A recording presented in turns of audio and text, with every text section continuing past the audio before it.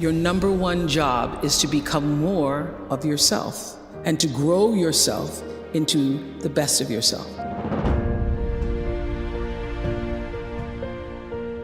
Every single person who ever came on my show, and I hear there's like 37,000 guests I've talked to, a lot of them came from dysfunction and a lot of them wouldn't appear to be teachers, but every one of them had something to say that was meaningful and valuable and that I could use to grow myself into the best of myself, which is what all of our jobs are. Your number one job is to become more of yourself and to grow yourself into the best of yourself. And so I had a lot of great teachers, as we all do. I was doing an Oprah show about a decade ago.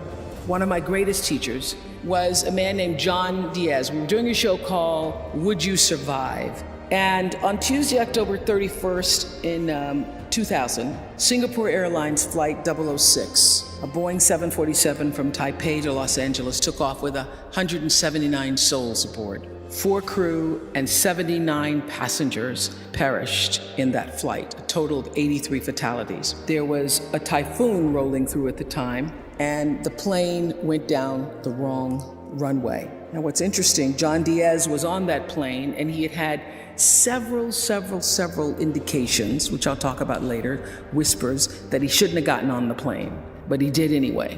He got on the plane, and he managed to be one of the survivors. And on the Oprah show, I was asking him, what do you think it was that you were one of the survivors? And I said, do you think it was your position on the plane? Because he was in first class and he was sitting on the right next to an exit door. And he said, yes, I think it might have been the position of the plane. And also my quick thinking, he says, and the fact that I didn't stop moving. So I said, you don't believe, you're not a religious man? You don't believe that there was some kind of divine intervention going on there? He goes, no, I'm not a religious person. I do not believe that it was anything divine. I don't believe that. I did see, he said, as I got knocked back into the plane, that it looked like Dante's Inferno, with people strapped into their seats and just burning.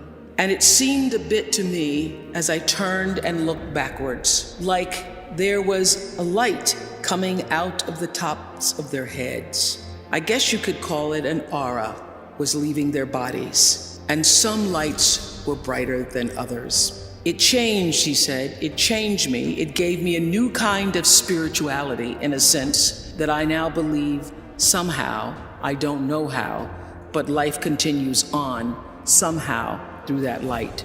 And I thought, I'm not a religious man, but I thought the brightness and dimness of the auras were how one lives one's life, so to speak. So that's one of the major things that really has changed with me since then, he says. I want to live my life so my aura, when it leaves, is one of the brightest ones. I got chills when he said that.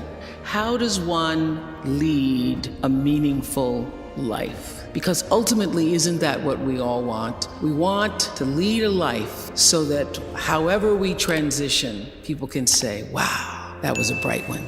That was a bright light. First of all, I think that it comes from a deep sense of awareness about who you are and why you're here. It comes from being in touch with, on a regular basis, the appreciation and the holy gratitude that should fill each of our hearts on a regular basis, just knowing what a privilege it is to be here and to be human. To me, successful is getting to the point where you are absolutely comfortable with yourself, and it does not matter how many things you have acquired. The ability to learn to say no and not to feel guilty about it, to me, is about the greatest success I have achieved. The fact that I have, in the public side, done whatever is fine. It's all a part of a process for growing for me. But to me, to have the kind of internal strength and internal courage it takes to say, no, I will not let you treat me this way, is what success is all about. It's the same thing that prevents you from being abused as a child, that prevents you from being abused as an adult, that allows you to build success for yourself. I will not be treated this way. I demand only the best for myself. All the mistakes I've made in my life, I've made because I was trying to please other people. Every one of them. There's not one that I've made because I did something because I really wanted to do this for myself. Every mistake I've ever made is because I went outside of myself to do something for somebody else that I should not have, to please them, just for the purpose of pleasing them. You are worthy to say no. That it's okay if you say no. It's okay if you say no and then people don't like you. That's really okay. The important thing is how you feel about what you're doing, how you feel about yourself. It's a long struggle though.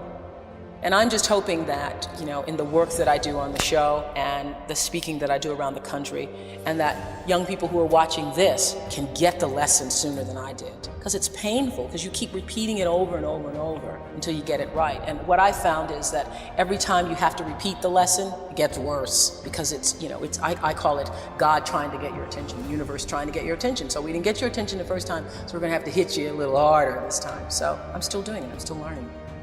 I say this, many times I say, the universe is always trying to get your attention. I use universe and God interchangeably. It's trying to get your attention. And sometimes it starts out, any major problem you encounter, it always started out as a whisper. By the time it gets to be a storm, you've had a pebble knock you upside the head, you've had a brick wall, you've had the house to fall down, and before you know it, you're in the eye of the storm. But long before you're in the eye of the storm, you've had many warnings, like little clues. So now my goal in life is to not to have to hit the eye of the storm, is to catch it in a whisper, to get it the first time. And getting it comes from understanding I think the one thing that has allowed me to certainly achieve both material success and spiritual success is the ability to listen to my instinct. I call it my inner voice. It doesn't matter what you call it, nature, instinct, higher power, but the ability to understand the difference between what your heart is saying, what your head is saying. I now always go with the heart. Even when my head is saying, oh, but this is the rational thing, this is really what you should do, I always go with that little